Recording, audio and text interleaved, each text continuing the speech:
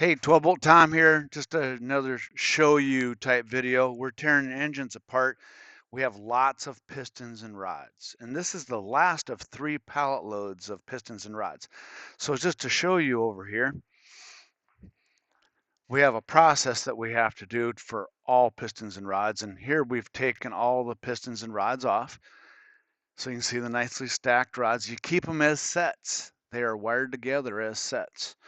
And if you look here, we have these barrels. We have 3 barrels that are filled up with pistons from these said rods. So I just want to show you here what happens. This is a 292 piston, and we have this special little device here. This piece fits into the piston, and it goes right below the rod right there. So it goes into the rod, and then we can push the piston loose, the pin loose, without pushing on the piston at all. So you could do this on a good piston and not damage it. So this is air operated. It's called a Tom thumb.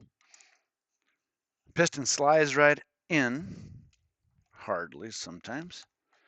Sometimes I don't have such a good time. All right, so it slides in. It's supported now by the rod, not by the piston. And this press will then push upward, pushing the pin out of the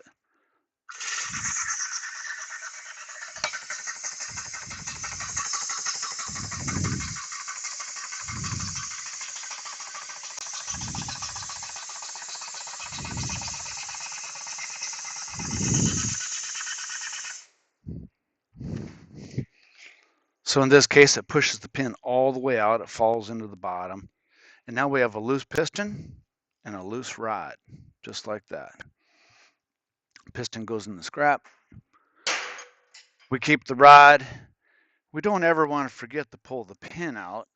Otherwise, you'll mess yourself up next time.